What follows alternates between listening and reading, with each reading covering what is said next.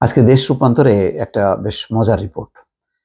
সেটি হচ্ছে শিরিন শারমিনের সম্পদ বিলাস। আমি দেখছিলাম এই মহিলার, এই মোটাসোটা মহিলা, সেও বাদ রাখলো না। অথচ দেখেন খুব একটা আলোচনায় নাই কিন্তু, এবং তারে বেশ সবাই ভদ্র মহিলা মনে করে। তিনি আবার এখানে লেখা আছে ক্যাপশনের ডক্টর শিরিন শারমিন। তো তার পার্লামেন্ট ভুয়া, পুরো নির্বাচনটা ভুয়া।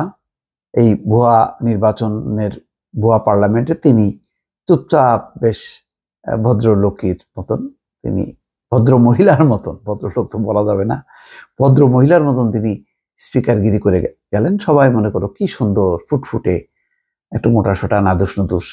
হ্যাঁ, কিন্তু দেখা যাচ্ছে যে আসলে সেও কম না। রিপোর্টের শুরুতেই বলা হচ্ছে, এই জগতে হাই সেই বেশি চায় যার আছে ভুরি ভুরি।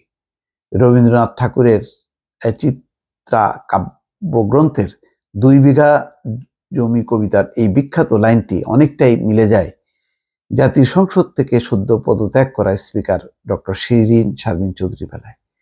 তার এই পদত্যাগটা খুব রহস্যজনক, কেউ কিন্তু তাকে পদত্যাগ করতে পারেনি।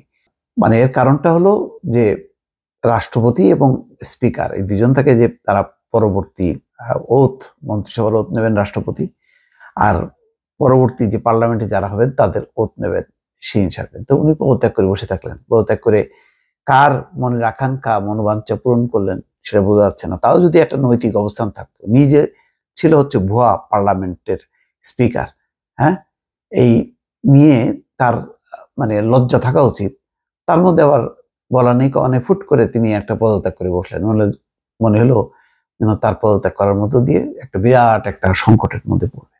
এখন দেখা যাচ্ছে যে বনানী, রাজধানীর অভিজাত এলাকা বনানীতে 5টা বিলাসবহুল ফ্ল্যাট এবং ধানমন্ডিতে একটা ফ্ল্যাটের অর্ধেক মালিকানা থাকার পরও প্রভাব খাটিয়ে রাজধানী উন্নয়ন কর্তৃপক্ষের 10 কাঠা আয়তনের একটি প্লট নিয়েছিলেন তিনি। মানে ওনাদের 10 কাঠার নিচে কোনো প্লট চলে না, শেখ হাসিনারও চলে না, দেখেন না, রেহানা মানে প্রধানমন্ত্রী না, কিন্তু ওই চুক চুক চুক চুক করে লোভের জীব দিয়ে সমস্ত কিছু চেটে চেটে খাইছে। তার ফ্যামিলির, তার 3 জনের, আর শেখ হাসিনার 3 জনের, পুতুল, জয় আর শেখ হাসিনা, মানে 10 কাঠা করে 60 কাঠা প্লট বরাদ্দ নিয়ে বসে আছে পূর্বাঞ্চলে, যেখানে সাধারণ মধ্যবিত্ত, যাদের আসলে মানে ঢাকা শহরে জমি কেনার সামর্থ্য নেই, তাদের জন্য এই উত্তরা তারপরে পূর্বাঞ্চল করা হয়েছে।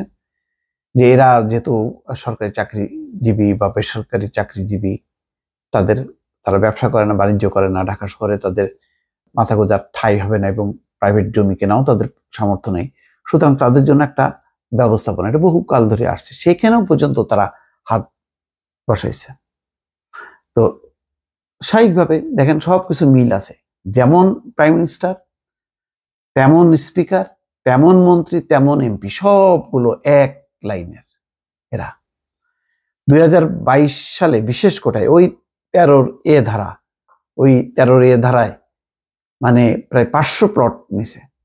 এখানে সাংবাদিক আছে, বুদ্ধিজীবী আছে, রাজনীতিবিদ আছে, সরকারি তার বিভিন্ন পোষ্যরা আছে, দালাল মোসাহেবরা আছে, তাদেরকে সব বিলি বন্টন করছে ওই 13 ধারায়।